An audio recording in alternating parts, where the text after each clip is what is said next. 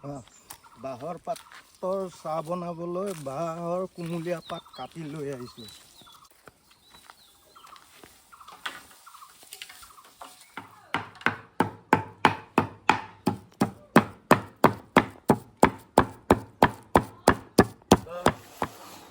নতুন বস্তু দেখাব বিচাৰিছোঁ। আমি আমাৰ ফুড ফৰেষ্টখনত হাবি যিটো খাদ্যৰ অৰণ্য বনাই আছোঁ, তাত বাঁহ গছটো খুবেই ইম্পৰ্টেণ্ট আমাৰ কাৰণে। বাঁহ গছটো আমাৰ গোটেই এনভাইৰনমেণ্টটোৰ কাৰণে খুব ইম্পৰ্টেণ্ট। বাঁহে যথেষ্ট কাৰ্বন ৰাখে আৰু এই যিটো যিমানখিনি গ্ল'বেল ৱাৰ্মিং হৈছে তাত যদি আমি বাম্বু প্লান্টেশ্যন কৰোঁ, ই বহুত আমাৰ পৃথিৱীখনত ঠাণ্ডা কৰি ৰাখিব। তাৰ উপৰিও বাঁহৰ বহুত উপকাৰিতা আছে। এটা উপকাৰিতা যিটো মোক বহুতে সোধে, খাদ্য অৰণ্যখন কৰি পেলাই জানো আমি কমাৰ্চিয়েলি ভাইবল হ'ব পাৰোঁ। তো আজি তাকে দেখাব বিচাৰিছোঁ। বাঁহৰ আৰু এটা প্ৰডাক্ট যিটো খুব হাই ভেলুত আমি বিকিব পাৰোঁ। এই দাই আজি এতিয়া ছিঙি আছে। এইবোৰ বাঁহৰ কুমলীয়া আগ, জাতি বাঁহ আৰু কিছুমান বাঁহ স্পিচিছ আছে। আমাৰ লগত ট্ৰেইনিং কৰিলে আৰু ভালকৈ কৈ দিম। এই বাঁহবিলাকৰ কুমলীয়া পাতবিলাক আমি কালেক্ট কৰোঁ। আৰু আমাৰ ইয়াত কি হয়, যথেষ্ট হাতীও আছে। হাতীখিনিয়ে বাঁহৰ আগটো খাই ভাল পায়। আৰু সেইটো প্ৰথম আৰম্ভণি তেনেকেই হ'ল। যেতিয়া তাহাঁতি আগটো খাই আগটো ভাঙি দিয়ে, আমি ভাবোঁ যে কি কৰিম এতিয়া ভাঙা বাঁহখিনি। তো আগখিনিত চালোঁ এই যিমানখিনি কুমলীয়া ফ্লেগ লিফ আছে বা কুমলীয়া পাত আছে, এইবিলাকত যথেষ্ট পৰিমাণৰ চিলিকা, অৰ্গেনিক চিলিকা থাকে। তো সেই অৰ্গেনিক চিলিকাটোৱে আমাৰ হাড়ৰ ব'ন ডেঞ্চিটি, আমাৰ নখ, চুলি গজা, লগতে কিছুমান এণ্টি কেঞ্চাৰাছ প্ৰপাৰ্টি আছে। ঢেৰ ষ্টাডিজ আছে। একদম পুৰণি দিনত চাইনিজসকলে ইয়াক হাৰ্বেল ড্ৰিংক হিচাপে খাইছিলে। তো আমিও এতিয়া আমাৰ ফুড ফৰেষ্টৰ পৰা এই বাঁহখিনি এনেকৈ সৰু সৰুকৈ আমি কাটি আনিলোঁ। কাটি আনি পেলাই এনেকৈ সৰু সৰুকৈ কুটি দিওঁ। কুটি পেলাই ইয়াক আমি বাঁহৰ চালনী এখনত আমি তাক ছাঁত, ৰ'দত নহয়, ছাঁত আমি 3 দিনমান শুকালোঁ। শুকাই পেলাই এটা বৰ ধুনীয়া বাঁহৰ পাতৰ চাহ তৈয়াৰ কৰোঁ। এতিয়া আমি যিটো 50 গ্ৰামৰ পেকেট কৰোঁ, সেই 50 গ্ৰামৰ পেকেটটো 250 টকাত বিক্ৰী হয়। আমাৰ ইয়াৰ পৰাই, আমাৰ ফুড ফৰেষ্টৰ পৰাই বহুত মানুহ আহে, ভিজিটাৰ্ছবিলাক আহে।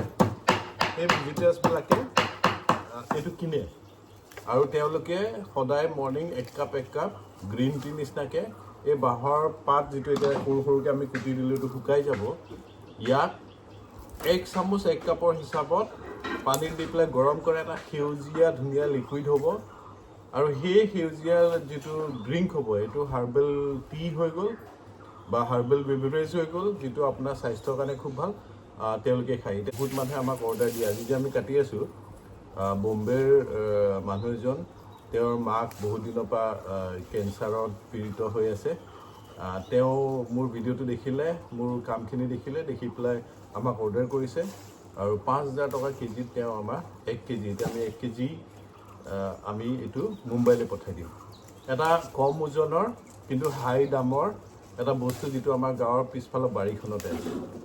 বাৰীখন বাৰী হিচাপে ৰাখা, হাবিখন হাবি হিচাপে ৰাখা, তাৰ মাজতে থলুৱা বস্তুবিলাক খেতি কৰা আৰু থলুৱা বস্তুবিলাকৰ পৰা অৰ্থনীতিটো কেনেকৈ টনকিয়াল কৰোঁ। বহুতে প্ৰশ্ন কৰে যে খেতি কৰিলে বহুত ডাঙৰকৈ কৰিব লাগিব, পইচা লগাব লাগিব।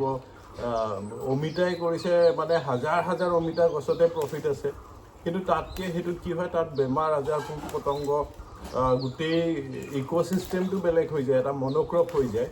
কিন্তু তাৰ জেগাত তাৰ লগতে বহুত যিবিলাক মানে প্ৰকৃতিত যেনেকৈ হয়, তেনেকৈ যেতিয়া আমি এটা মিক্স ক্ৰপিং বা আমাৰ যিখন অসমীয়া বাৰীৰ যিটো মডেল, সেইটোতে কিন্তু এনেকুৱা কিছুমান কম ওজনৰ, বেছি দামৰ, সহজে বনাব পাৰে। ইয়াতো কোনো ৰকেট টেকন'লজি নাই, ইয়াত কোনো মোক সাহাৰ্য নালাগে।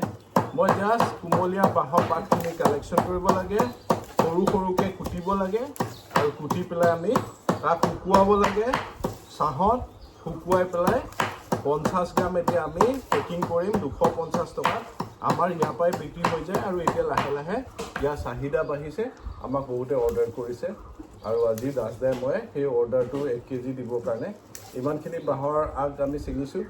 এই ৰাতি জংঘলত হাতীয়ে ভাঙি যোৱা বাঁহবিলাকৰ টুকুৰাবিলাকত মোৰ ভিডিঅ'ত আপোনালোকে চাব পাৰিব থাকি যোৱা বাঁহৰ টুকুৰাটো আকৌ আমি বায়'চাৰ নামৰ এটা সাৰ বনাই পেলাই আকৌ 700 টকা কেজি এটা প্ৰডাক্ট বনাই দিওঁ কিন্তু এইটো আমাৰ বাঁহৰ পাতৰ চাহ বনাব পাৰি জাতি বাঁহ আৰু কেইটামান বাঁহৰে খাব পাৰি বাঁহ কিন্তু পাত আৰু এটা বস্তু কৈ দিওঁ মেচিয়ৰ্ড পাতটো নহ'ব কিন্তু মেচিয়ৰ্ড পাতত কেতিয়াবা কিছুমান তাত পয়জনো হৈ যায় সেইকাৰণে একেবাৰে কুমলীয়া পাতটো আকৌ একবাৰ ৰিপিট কৰিছোঁ বাঁহৰ একদম আগৰ কুমলীয়া পাতটো আপুনি ছিঙি পেলাই এনেকৈ শুকুৱাই পেলাই নিজেও খাব চাব কিমান দেহাটো ভাল লাগি থাকে মনটো ভাল লাগি থাকে লগতে আমি এটা ভাল পৰিৱেশ অনুকূল আৰু এটা ধুনীয়া আমি প্ৰডাক্ট বনাই পেলাই এটা আমাৰ নিজৰ জীৱিকা হিচাপে আমি ল'ব পাৰোঁ বাঁহ গছবিলাক বচাব লাগিব খুব বেছি তামোল খেতি কৰি গোটেই তামোল কৰি দিয়া অইল পাম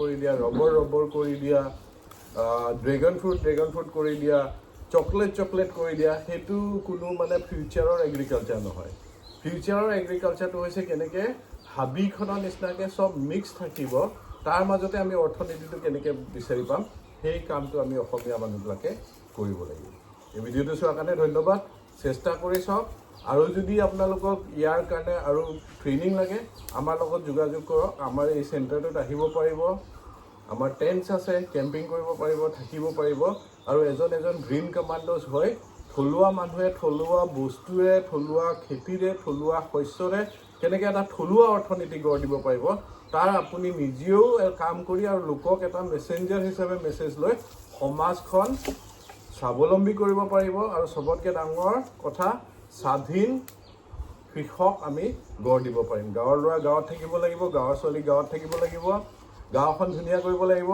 বিদেশৰ পৰা খুব মানুহ আনি পেলাই এই বাঁহৰ পাতৰ চাহ খুৱাই পেলাই আমি আমাৰ গাঁওখনকে এটা ছাৰ্ভিচ চেণ্টাৰ আমি হস্পিটেলবিলাকত হোটেলবিলাকত চাকৰি কৰিব যোৱাতকৈ গাঁৱৰ ল'ৰা কেনেকৈ গাঁওখনকে ধুনীয়া এখন পৰ্যটনৰ থলী কৰিব পাৰোঁ গ্ৰাম্য যিটো পৰ্যটন খেতিৰ লগত কৃষি পৰ্যটন মই কৃষি শিক্ষা আৰু কৃষি আমাৰ এক্সপিৰিয়েঞ্চিয়েল টুৰিজিমৰ কথা কৈ থাকোঁ সেইখিনি কৰি আমি কেনেকৈ নিজকে স্বাৱলম্বী কৰোঁ তেতিয়াহে আমি ধুনীয়াকৈ আমাৰ সমাজখন গঢ় দিব পাৰিম ধন্যবাদ